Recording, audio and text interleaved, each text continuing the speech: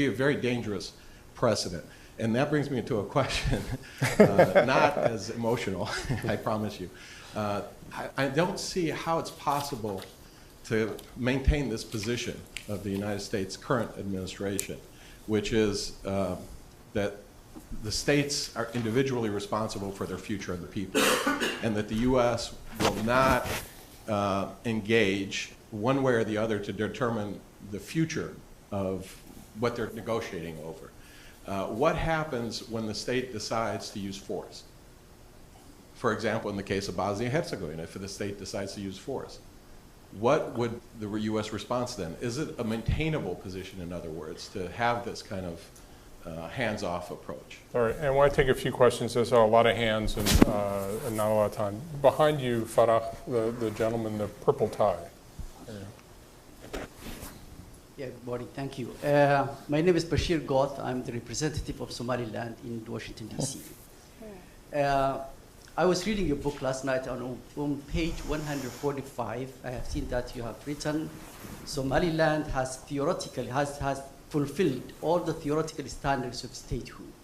And that's correct, in my opinion. Somaliland has, over the last 27 years, been peaceful, stable, and democratic. Actually, we can say a model in the region, and the ambassador will I think, verify that one. It is in a very strategic place across the Bab el-Mandeb. In a volatile region, it's a very peaceful region. It contributes to the stability and peace in the whole region, and I think that's to the interest of the United States, because it prevented terrorism and piracy from the whole region.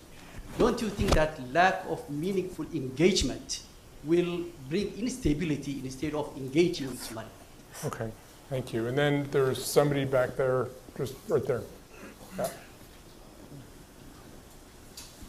Thank you very much. My name is Ahmed. I'm from South Yemen. I'm representing STC.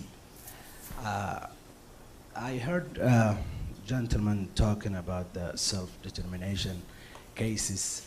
I was hoping that, sorry, I have sore throat. I was hoping that to hear anyone talking about the case of South Yemen. South Yemen, as you may know, we never been one country in Yemen. We just united in 1990, and then the unity collapsed, and it became an occupation for us in South Yemen. Twice, war against us. Even now, the war is going on. Do you think South Yemen, you can talk about self-determination based on what you talking here, gentlemen? Okay, thank you. So let's take those three. Sure. So, and I think I can address a couple of them within the same question. And I'd like to say this is not isolationist, neither hands off. By indicating that the United States supports the territorial integrity of states does not mean, though, that we're not looking at the front end. And I keep going back to the core of fragile states.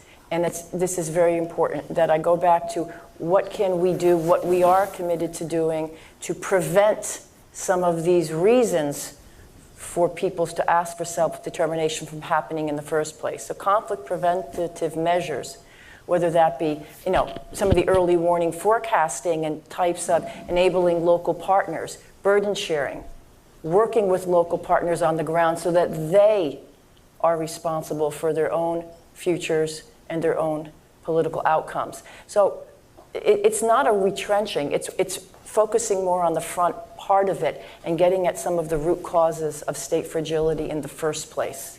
Does that make sense? Well, let me take the case of Somaliland first. To me, this is open and shut. Of course, it should be recognized as an independent sovereign state. It's operated that way for 27 years. And that's, Somaliland is a perfect example of the kind of absurdity of a policy that is based on the, preserving forever the territorial integrity of a state that actually doesn't exist, that is Somalia within the borders on the map. With regard to South Yemen, I know the history. I don't know enough, but you do have a geographic area. You do have a different political history from Sana'a, Yemen, may be particularly acute now. I mean, I would also say if there was a genuine, overwhelming support on the part of the people of South Yemen, then that would be their entitlement. And I want to emphasize this isn't, well, yes, there's a moral issue, but the UN Charter is based on moral issues. This is a matter of international law. The UN Charter in the very first article speaks of the right of self-determination of peoples. And there is a whole body of international law going back, including the Montevideo Convention in 1930s, that talk about this as a matter of international law. There are, however, competing principles of international law. There's a genocide convention. And so it's not a moral matter to say that if you go out and you massacre the people who would vote the other way in your territory, you drive them out, you have a Srebrenica, Visegrad, and all these places, well, maybe then everybody's left doesn't get to vote. I mean, Quebec couldn't just expel all the English speakers and then say, oh, well, now we get to have a referendum on independence. So that's a very practical matter.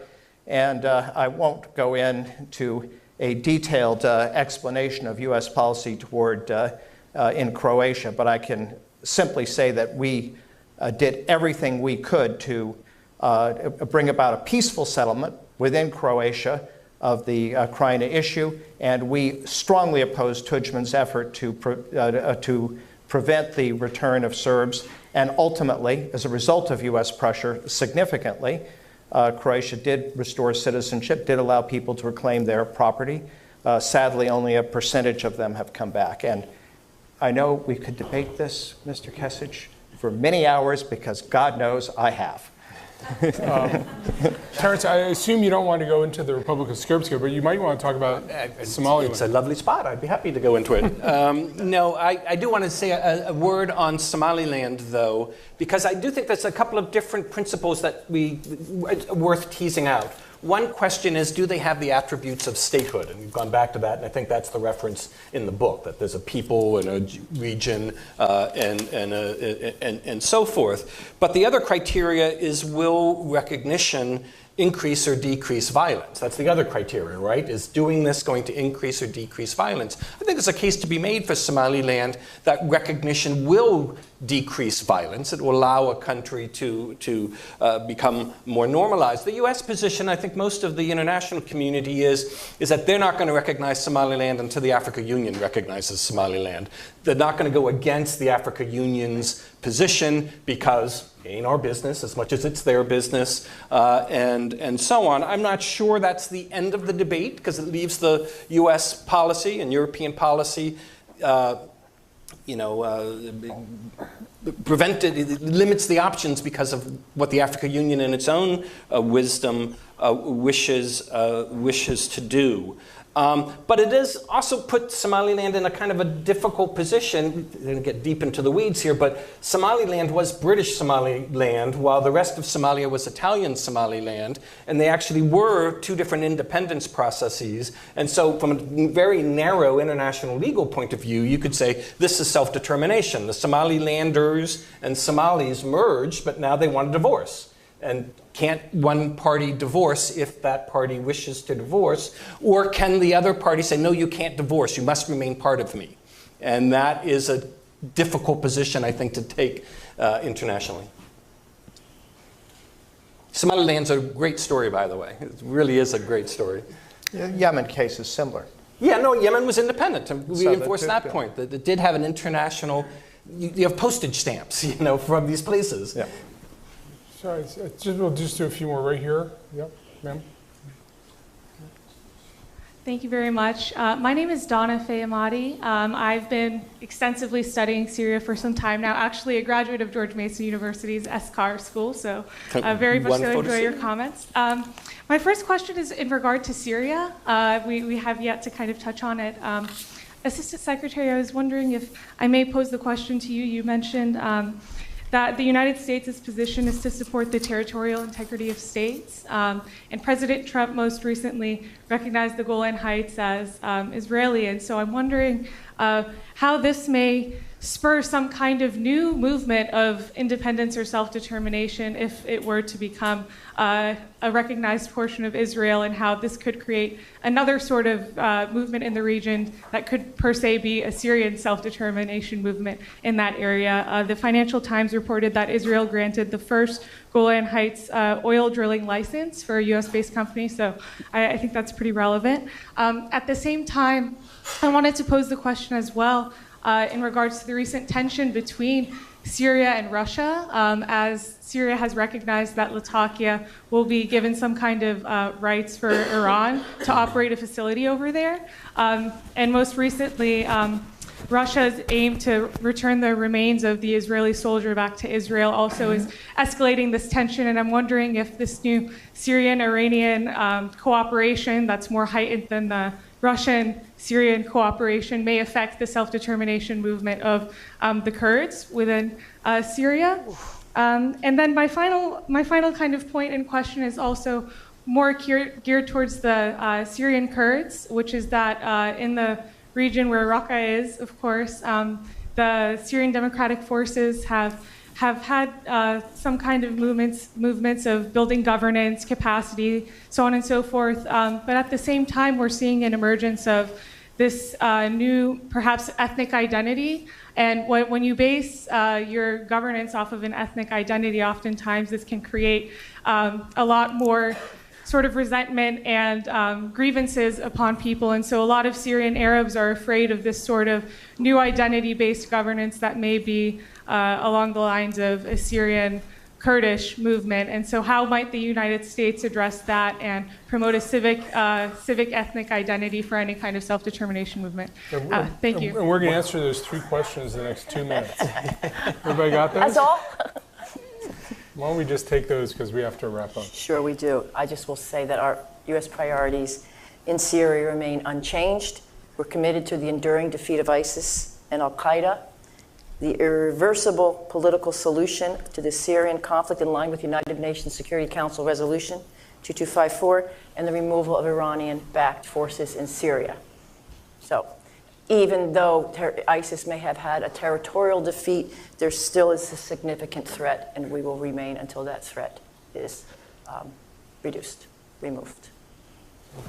One of the advantages of not being in the U.S. government is you don't have to repeat things that are just fantasies. Realities. Obviously, the war in Syria, it's actually been over for about 3 years. The fighting continues, but the result is clear. Assad has won on the area and will take over the entire area sooner or later. That is going to be south and west of the Euphrates. And the SDF, which is essentially a Kurdish-led movement, is for the time being controlling the area north and east of the Euphrates. Will they continue to do it? Well, I was there in December. You know, there was great concern about what the U.S. would do, and then a few days later, Trump tweeted that they were going to get out in a month. Well, it's been walked back, and you know, who knows? It's very uncertain. Will there be some negotiation between them and the regime? Will they be something like what Iraqi Kurdistan was between 1991 and 2003? A great deal depends on what the U.S. and the European powers do. In terms of the administration of northeast Syria, it's actually quite different from Iraqi Kurdistan. Iraqi Kurdistan seeks to create a Kurdish state. These people follow the ideology of my fellow Vermonter Murray Bookchin. I kid you not. And so they talk about having a non-ethnic, completely secular, a state that's with strict gender equality, and they've applied a lot of that. So that even before the U.S. got involved, they were keen to include Christians and Arabs. They set up co-prime ministers, man, woman, and one would be a Christian and Kurd, and another canton would be an Arab and a Kurd. Obviously, they've had difficulty incorporating Arabs because they are seen as a Kurdish movement, and some of the things that they're doing, which might seem quite sensible to us. For example, the equality of Arabic and Kurdish and Syriac languages. Education in Kurdish language is so alien to the Arab culture in Syria that the Arabs see that as offensive, destructive, unacceptable, even though we might think that was a pretty standard human rights. But there's a kind of political domination because all the people, the top people, the people who have the guns and the power are all Kurds. But from an ideological and an effort to be more inclusive, that's been there, and it really has very little to do with U.S. pressure. It's part of their ideology. Incidentally, there is an opposition there who thinks they should just have a Kurdish area. But we'll see how that plays out. I'm not going to get into Syria. I'm afraid that we are out of time. I am grateful to you all for coming. I hope that you will read Self-Determination Success. It's on the CSS website, css.org. You can download any chapter you'd like for free. I want to thank Denise Natali, Pierre Galbraith, Terrence Lyons. I want to thank you for your excellent questions. We look forward to continuing the discussion. Great. Thank you very much.